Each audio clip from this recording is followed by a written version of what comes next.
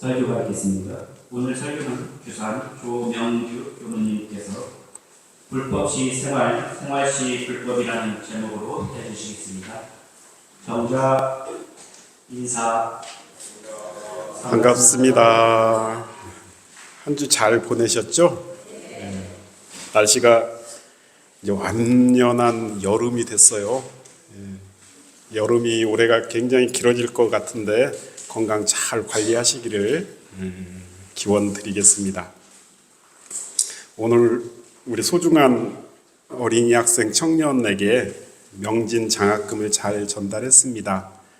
그동안 장학금 기금 조성에 협력해 주신 우리 인타원님을 비롯한 또 모든 교도님들께 감사를 드립니다. 이 장학 사업이라는 것이 그 의미가 참 크다는 것을 모두 다 알고 계실 거라고 생각이 돼요. 또 이 타자녀 교육이라는 우리 교법 정신에도 그 중요성이 충분히 담겨 있고요. 우리 동암교당에서 이 명진 장학회가 더욱 발전되기를 희망하고 또 염원해 봅니다. 오늘 교화단회가 있는 날인데요. 오늘 공부할 주제가 표어, 드디어 마지막입니다. 불법시 생활, 생활시 불법. 이 표 많이 들어보셨죠? 굉장히 친숙한 표어죠. 이미 많이 공부도 하셨을 거라 생각입니다. 지난 1월부터 이 표를 가지고 쭉 공부를 해오셨는데 오늘 드디어 마지막 표 공부 시간이 됐습니다. 우리가 콘서트나 이 공연을 보면은 맨 마지막에 나오는 가수가 가장 인기 있고 비중 있는 가수가 나오잖아요. 저 젊었을 때는 맨 조용필이 나왔던 것 같아요. 맨 마지막에. 저희 표어가 6개가 있는데 오늘 공부할 마지막 표어가 그것처럼 비중이 아주 높습니다. 이 표어 6개가 스토리가 있는데 오늘 이 불법시 생활, 생활시 불법이 그 스토리 가운데 결론에 해당이 돼요. 이 6개 표어에 대해서 이 쭉 이어지는 그 스토리와 핵심 내용만 잘 이해하시면 우리 원불교 교법의 전체를 다 알게 되어 있거든요. 그만큼 대종사님께서는 교법을 아주 체계적으로 구성을 하셨습니다. 오늘은 3가지를 공부해 볼 거예요. 첫 번째는요, 이 마지막 표어, 불법시 생활, 생활시 불법이 무슨 뜻인가? 또 두 번째는요, 또 이것을 어떻게 실행할 것인가 하는 방법의 내용이고요. 세 번째는요, 이 6가지 표어가 가지는 그 의미에 대해서 마지막으로 오늘 정리를 해볼 겁니다. 저는 출가를 하고서 공부를 처음 시작할 때 이 공부를 참 건성건성했던 것 같아요. 무슨 말이냐면요, 이 표어에 대한 중요성을 잘 알지 못했어요. 그리고 그냥 정전 맨 앞에 표가 있나 보다. 신앙표가 이건가 보다 하면서 대충 넘어갔던 것 같습니다. 그런데 공부를 하다 보니까 우리 정전의 처음부터 끝까지는 대종사님께서 직접 모든 정성과 경륜을 쏟아부으신 내용임을 알았고 이 표어 또한 당신께서 우리 제자들에게 이 표어를 통해서 꼭 알려주고 싶은 어떤 것이 있겠다라는 생각을 했습니다. 그래서 고민하고 또 연마하고 생각하고 했던 시절이 있었습니다. 그런데 잘 해결이 안 되더라고요. 예를 들면 이런 겁니다. 불법시 생활, 생활시 불법은 불법이 곧 생활이다. 생활 속에서 불법 공부해야 한다라는 의미잖아요. 다 아시는 것과 같이 생활 속에서 공부해야 한다라는 의미죠. 그런데 사실 저희들이 전에 공부했던 표어와 그 내용에 있어서 그리 다르지 않아요. 볼까요? 지난 시간에 공부했던 영육상전의 내용이 뭐였죠? 정신과 육신이 온전해야 된다. 다 같이 온전해야 된다. 그러기 위해서 정신을 위한 마음 공부와 육신을 위한 의식주 생활이 함께 같이 되어야 된다. 생활과 수도가 둘이 아니어야 한다. 이 내용과 오늘 생활 속에서 불법 공부해야 한다. 내용이 똑같아요, 사실. 또 우리 동정이려 공부했죠. 자, 일이 있으나 없으나 한결같이 공부해야 한다. 생활하면서 공부해야 한다. 라는 거잖아요. 동정이려 역시. 이것과 오늘 또 공부해야 할 생활 속에서 불법 공부해야 한다. 그 내용이 있어서 다르지가 않거든요. 동정이려나 영육상전이나 불법시 생활이나 다 생활 속에서 공부해야 한다. 이것이 생활 종교이고 산종교이다. 공부와 생활을 둘로 나누면 안 된다라는 의미에서 다 같은 내용인데, 그래서 저희들이 이 세 가지 죄송합니다. 이 세 가지 동정이려, 영육상전, 불법시 생활, 생활시 불법 이 세 가지 표를 하나로 딱 묶어가지고 생활표 그렇게 표현하기도 해요. 그런데 저는 궁금했어요. 공부와 생활을 둘로 나누면 안 된다라는 말씀을 왜 이리 표현을 세 가지로 나누어서 하실까 하는 의문이 참 많았습니다. 우리 대학원에서 우리 예비교무들 교육을 담당하면서 이 부분을 해결해 보려고 참 많이 고민해보고 문헌도 찾아보고 했는데 결국 저는 거기에서 답을 찾지 못하고 당시 모시고 있었던 총장님께 쭈루루 달려가서 좀 알려주세요 했어요. 도저히 모르겠어요. 그럴 때 총장님께서 이런 답을 주시더라고요. 대정사님께서 직접 기술하신 정전의 모든 내용, 모든 단어 하나하나는 그냥 하신 말씀 아니다. 수십 번을 고치고 또 고치면서 다음날 새벽에 시자가 대종사님 방을 딱 들어가면은 밤새도록 고치고 고쳐서 지우개 똥이라 그러죠. 지우개 똥이 이만큼 쌓여 있대요. 이게 몇 날 며칠 이만큼 지우개 똥을 쓸어서 담고 버리면 그 다음날 가면 또 쌓여 있고 또 쌓여 있고 지우고 고치고 고민하시고 지우고 고치고 고민하셔서 나온 정전이다. 그래서 정전에서 단어 하나 문장 하나 공부할 때 대종사님의 본인은 무엇일까 하면서 그런 생각으로 공부를 해야 한다라고 말씀을 해주셨습니다. 그러면서 이런 말씀을 해주셨어요. 표어 6개는 하나의 스토리다. 우리 교법 전체를 담고 있고 대종사님이 꿈꾸신 세회상 세종교의 포부가 여기에 담겨 있다. 그리고 각각 6개 각각의 표어에는 당신이 설정하신 핵심 단어가 숨겨져 있다. 이것을 정확히 알아야지 우리 표어를 제대로 이해할 수 있다라고 하셔요. 그런데 이미 저희들은 지난번 시간까지 핵심 단어를 다 공부했어요. 자, 볼까요? 자, 첫 번째 물질이 개벽되니 정신을 개벽하자. 여기에서의 핵심 단어는 개교예요. 그래서 이것을 개교표라고 하는 거죠. 자, 두 번째 처처불상 사사불공. 여기에 있어서의 핵심 단어는 신앙. 이것이 핵심 단어입니다. 세 번째 무시선 무처선에서의 핵심 단어는 수행. 네 번째 동정이려는 공부. 다음 영육상전의 핵심 단어는 생활. 자, 마지막 6번째, 불법시 생활, 생활시 불법. 여기에서의 핵심 단어는 혁신입니다. 혁신이란 말 알겠죠? 완전히 바꿔놓겠다. 완전히 바꿔놓겠다.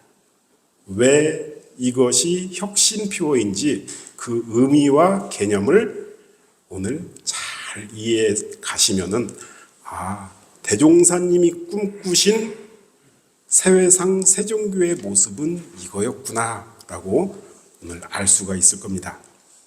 어렵지 않게 설명 좀 드려볼게요. 앞부분은 조금 이론적인 부분이라서 어려울 수 있습니다. 최대한 쉽게 제가 설명을 좀 드려볼게요. 이 대종사님께서는 대각 큰 깨달음을 얻으신 후에 금강경을 보시고 불법을 찬탄하시죠. 불법이 모든 법 중에서 가장 큰 법이구나. 모든 법 중에 가장 뛰어난 법이 이 불법이구나 하고 찬탄을 하셔요. 그 내용을 제가 회보 1번에다 실어놨습니다. 그런데 이렇게 뛰어난 불법은 당시 조선 불교에 있어서는 그 한계가 너무나 많더라. 그러면서 이 부처님의 가르침이 이 조선시대 불교 사회에서는 그 본의가 많이 희미해졌다. 회보 2번에 제가 그걸 실어놨어요. 그 대표적 현상을 3가지로 말씀을 하셔요. 첫 번째는요, 발심신앙에만 주력하고 있다라고 하셔요. 타력신앙, 기도, 불공에만 치우쳐 있다는 뜻입니다. 이 불교 신자들은 옛날 우리 원로님들 생각해 보시면 불교 신자분들이 옆 주변에 계셨잖아요. 그분들은 항상 뭐 하셔요? 쌀이고 뭐 이고 가서 불공하러 간다 그러시잖아요. 불상 앞에 음식 받쳐놓고 기도하고 절하고, 그것이 신자들의 종교활동 주를 이루었었죠. 그런데 지금 현 시대에도 그런 경향성이 굉장히 많이 남아 있습니다. 전국에 유명한 기도도량이 있어요. 저도 유명한 기도도량은 다 한 번씩 다녀온 것 같아요. 호기심 있어서요. 대표적으로 어디 있죠? 대구에 갓바위 있죠. 남해에 보리암도 있고요.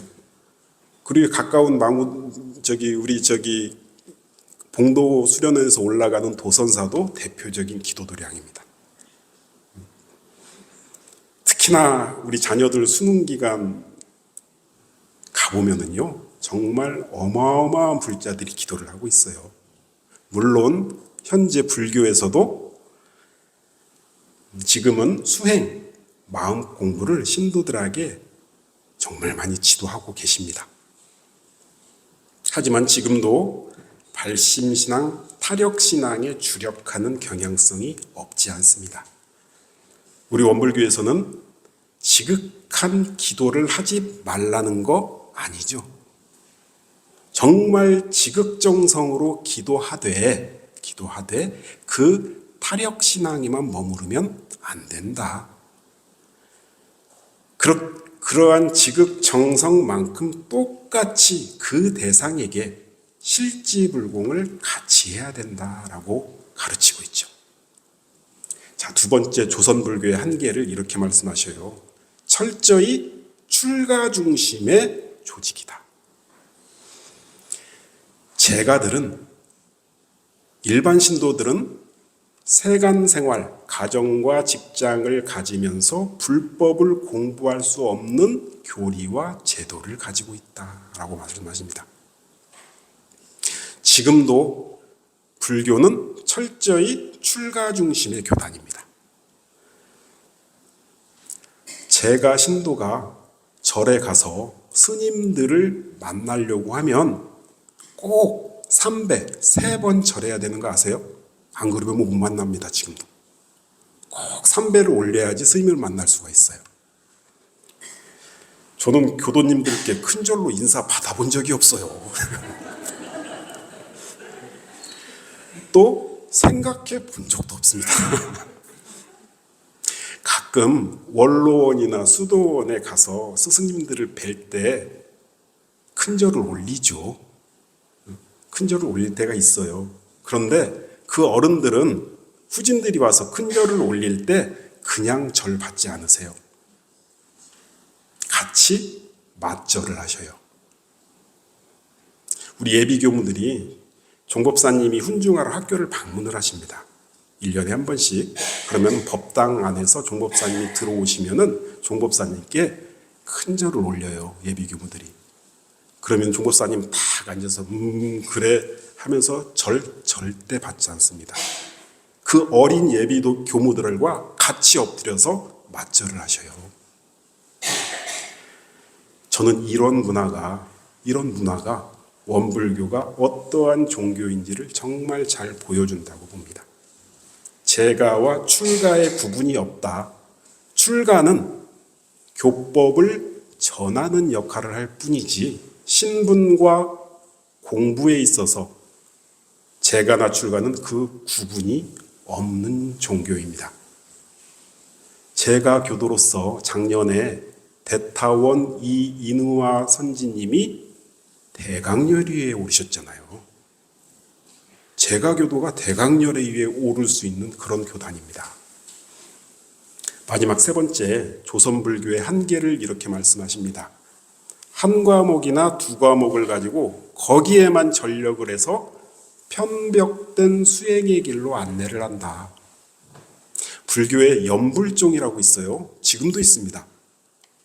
이 연불종은 연불만이 해탈과 극락으로 인도한다고 해서 연불만을 주로 합니다. 밤새도록 연불합니다. 율종이라고 있어요. 이 율종은 계율을 철저히 지키는 것이 가장 중요하다고 생각하는 종단입니다.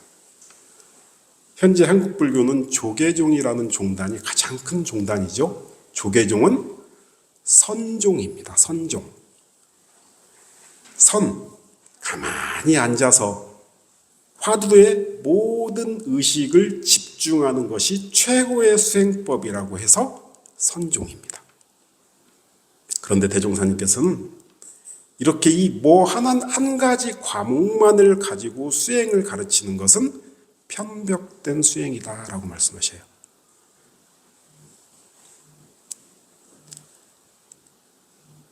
수양 공부, 연국 공부, 취삭 공부를 함께 병진해야 원만한 수행법이다. 그렇게 말씀을 하시죠. 좌선할 시간에는 좌선하고, 생활하면서 일과 이치를 연구하고 판단하는 바에 따라서 실행하는 공부를 해야 원만한 수행이다. 그렇게 말씀하시죠. 자, 여기까지 참 많이 들어보신 내용이죠. 많이 들어보셨을 거예요. 꼭 지금까지 제가 말씀드린 내용을 잘 기억해 놓으셔야 돼요. 이것이 대종사님이 세회상 세종교를 펼치게 된 이유와 여기에 당신의 포부가 담겨 있고 당신의 경륜이 여기에 담겨 있습니다. 그래서 제가 이것을 간단하게 정리를 좀 해드릴게요. 이것을 꼭 좀 기억하세요. 자, 첫 번째, 대종사님은 불법을 참탄하셨다. 두 번째, 그런데 조선불교의 현실은 한계가 너무 많았다. 세 번째, 그래서 그 불법은 혁신되어야 한다. 네 번째, 이렇게 혁신된 것이 미래의 불법이다. 이렇게 당신은 생각을 하신 거죠. 자, 이 네 가지가 스토리입니다. 이 스토리가 회보 보시면요, 2번과 3번에 담겨 있는데, 자, 회보 2번과 3번에 제가 수록해 놓은 경전을 한번 보세요. 어떤 경전인지. 대종경의 뭐예요? 서품 2장에서 19장까지의 내용입니다. 대종경 서품 2장에서 19장까지의 내용이 오리지널 법문이 뭐냐면요. 원기 5년에 그 초안이 작성되고 그로부터 한 15년간 계속 수정 보완 하셔가지고 드디어 원기 5년에 초안을 쓰셨어요. 그리고 15년 동안 계속 연마한 끝에 원기 20년에 비로소 출간을 하셔요. 그 책 이름이 뭐냐면은 조선불교 혁신론이라는 책입니다. 자, 제목에서 알 수 있듯이 조선불교는 뭐 해야 돼요? 혁신되어야 한다라는 책이에요. 조선불교 혁신론. 그 책의 내용이 지금 회보에 실려져 있는 서품 2장에서부터 서품 19장까지의 내용을 그대로 실어놓은 겁니다. 대종사님은 당신이 꿈꾸신 미래의 불법이 있어요. 혁신된 미래의 불법이 있어요. 자, 그 내용이 회보 3번에 나와 있습니다. 정말 중요한 내용이에요. 참 중요한 내용이 있는데 여기는 함께 봉독을 좀 했으면 좋겠습니다. 회보 3번의 첫 번째 본문만 봉독을 하겠습니다. 같이. 자, 미래의 불법은 재래와 같은 제도의 불법이 아니라 세상 일을 잘하면 그것이 곧 불법 공부를 잘하는 사람이요. 불법 공부를 잘하면 세상 일을 잘하는 사람이 될 것이며. 자, 그 본문 내용을 한번 보세요. 불법시 생활, 생활시 불법 내용 그대로죠. 그러죠? 세상 일 잘하면 그것이 곧 불법 공부를 잘하는 사람이요. 이 말은 생활시 불법이고요. 또 불법 공부를 잘하면 세상 일을 잘하는 사람이 될 것이며 이것은 불법시 생활이고요. 이것이 뭐예요? 과거 불법을 혁신한 미래 불법의 모습이다라고 말씀을 하시잖아요. 그래서 이 표를 혁신표라고 합니다. 자, 여기까지가 이론적인 내용을 저희가 공부를 했어요. 조금 어려우시죠? 근데 어려운 내용 다 끝났어요, 이제. 다 끝났고요. 자, 잠깐 정리 한번 하고 넘어갈게요. 아까 4가지 스토리 제가 중요하니까 이거 꼭 좀 기억해 놓으세요 했던 4가지 다시 한번 제가 반복해 드릴게요. 첫 번째, 대종사님은 불법을 찬탄하셨다. 두 번째, 그런데 조선불교의 현실은 한계가 너무 많았다. 세 번째, 그래서 그 불법은 혁신이 되어야 된다. 네 번째, 이것이 미래의 불법이다. 여기에 이제 5번째 하나가 더 들어왔죠. 그럼 그 미래의 불법이란 어떤 거냐? 불법이 곧 생활이 되고 생활이 곧 불법이 되는 것이 미래의 불법이다.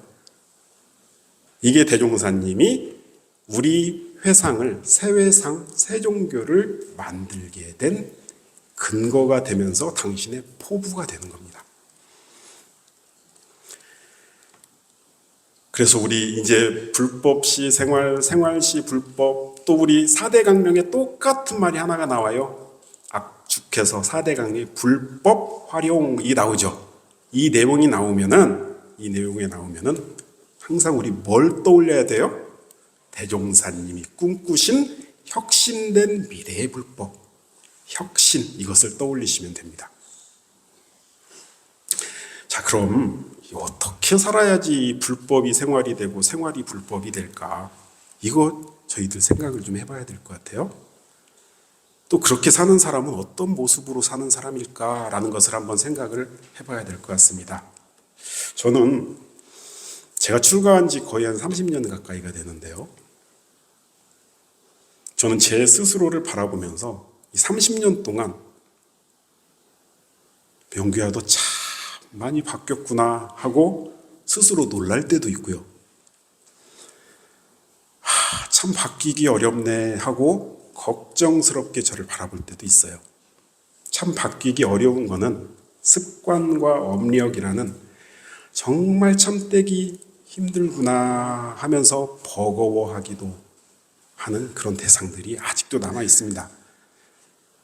제 수행 과정에 있어서 숙제로 삼곤 하죠. 그런데 이 법을 만나서 불법으로 생활하려는 수행의 과정을 오랫동안 해보니 참 많이 변했구나 라고 스스로 인정되는 부분들이 좀 있어요. 그럴 때면 참 다행이다. 이번 만나서 출가의 길에 들어선 것이 참 다행이다 라는 생각을 많이 하게 됩니다. 지난주에 교당 정리를 하면서 화단 쪽을 가보니까는 주먹만한 새가 죽어 있어요. 참 이쁘게 생겼더라고요. 그런데 굉장히 습하고 더운 날씨잖아요, 요즘. 전혀 부패가 안 돼 있더라고요. 그 말은 죽은 지 얼마 안 됐다라는 거잖아요. 그 모습을 보고 있으니까 가장 먼저 떠오르는 생각이 우리 교당 안에서 죽은 게 우연한 일은 아니겠다. 분명 알지 못하는 어떠한 인연관계가 있겠다는 생각이 가장 먼저 떠오르더라고요. 물론 우연한 일일 수도 있겠죠.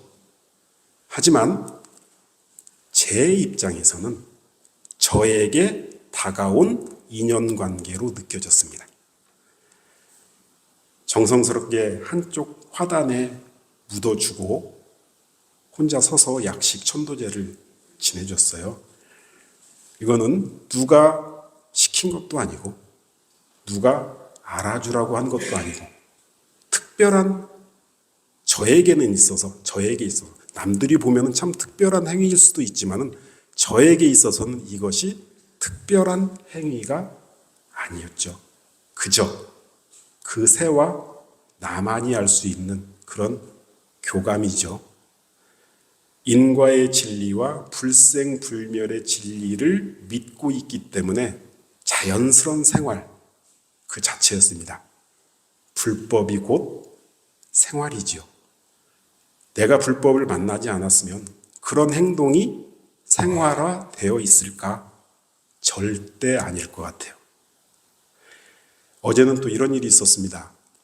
우리 어저께 그 봉공활동하러 오신 봉공회 회원님들과 그다음에 사단 단원님들 식사 준비를 오신 분들은 아시겠지만 앞에 어저께 굉장히 소란스러웠어요. 도로공사가 있었거든요. 하루 종일. 아침 일찍부터 시작을 하더라고요.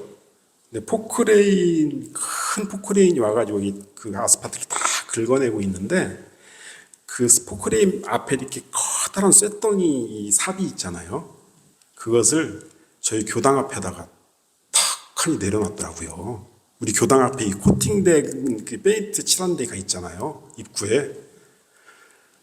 근데 내려놓으면서 그 큰 쇳덩이가 앉으니 거기에 당연히 스크래치가 가겠죠. 저희가 잘 발라놓은 건데 가보니까 아니나 다를까 스크래치가 나 있더라고요. 그래서 제가 현장 책임자를 찾아가지고 좀 작정하고 따끔한 항의를 좀 했습니다. 그런데 그분이 바로 정말 죄송하게 되었다고 미처 여기까지 생각을 못했다 하면서 사과를 하시더라고요. 그 일을 있고 난 후에 이 더운 날 도로공사 하시는 분들의 그 수고로움과 땀을 비오듯이 흘리시더라고요. 일을 하시는데. 또 저의 그 따끔한 항의에 마음이 상하지는 않았을까 하는 생각에 마침 선물로 들어온 시원한 비타오백 음료수 한 박스를 제가 가져다 드렸습니다.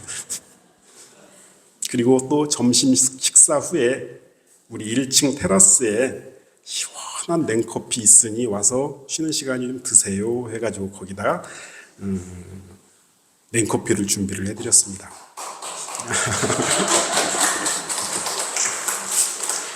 불공이죠.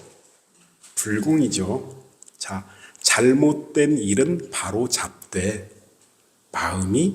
나로 인해 마음이 상하지 않았으면 좋겠다는 생각과 또 수고하시는 분들을 위한 불공은 무엇일까 생각해 본 것이었거든요. 누가 시켜서 한 일 아니죠. 누가 알아달라고 하는 일 아니잖아요. 그것이 그냥 제 생활로 나타난 것이죠. 바로 불법이 생활이라는 것입니다. 내가 불법을 만나지 않았더라면 그런 마음이 날 수 있었을까 생각을 해보면 불법 만나서 너 참 많이 바뀌었구나 그런 생각이 듭니다. 대종사님께서는 이 불법을 공부하는 사람은 생활 속에서 그 불법이 작용되어야 한다라는 것을 강조하십니다. 회보 3번의 세 번째 법문을 한번 보세요. 거기에는 이렇게 말씀을 하셔요. 불법이 생활 속에서 활용되는 것이 내 법의 주체니라. 그렇게 대종경 교의품 33장에서 선언을 하고 계십니다. 그래서 이 표어가 결론이 되는 거예요. 불법이 생활 속에서 활용되는 것. 자, 그러면은 생활 속에서 활용되어야 할 그 불법이 뭐예요? 회보 4번에 있습니다. 바로 앞에 우리가 공부했던 그 교법이 불법입니다. 처처불상의 신앙, 무시선의 수행, 동정이려의 공부, 영육상전의 생활, 이것이 혁신된 미래의 불법입니다. 이 불법은 어떻게 되어야 돼요? 생활 속에서 활용되어야 한다. 그래서 이것이 결론이라는 겁니다. 저는 또 한 가지 풀리지 않는 의문이 하나가 있었습니다. 제가 질문을 좀 하나 드려볼게요. 한번 생각해 보세요. 저는 이 질문을 푸는데 되게 오래 걸렸거든요. 근데 지금은 풀었습니다. 불법이 곧 생활이요, 생활이 곧 불법이다. 불법시 생활, 생활시 불법. 자, 보세요. 나는 너야, 너는 나야. 이것은 나와 너가 같다는 뜻이잖아요. 그죠?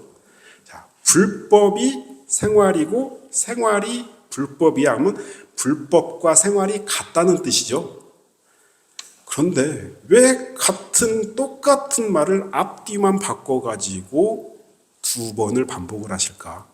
그냥 한 번만 불법이 곧 생활이야 라고만 해도 뜻은 다 통하잖아요. 근데 굳이 불법이 생활이야, 생활이 불법이야. 왜 이 두 번을 반복을 하셨을까?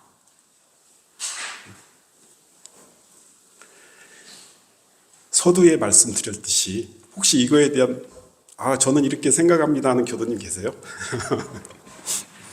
서두에 말씀드렸듯이 정전의 모든 단어 하나, 문장 하나도 대종사님의 깊은 뜻이 담겨 있다고 했죠. 여기에도 대종사님의 뜻이 담겨 있습니다. 이 표어의 핵심 단어가 뭐라고 했죠? 혁신. 자, 보세요. 불법시 생활. 불법이 곧 생활이라는 것은 불법을 혁신해라 그 뜻입니다. 반대로 생활시 불법은 생활을 혁신해라 그 뜻입니다. 자, 불법을 혁신해라 그 뜻이 무슨 뜻이냐면요. 우리가 교당에 와서 배우는 것이 다 우리 대종사님의 교법이고 이것 다 불법이죠. 제가 설교를 통해서 우리 교도님들께 전달해 드는 것 다 불법이죠.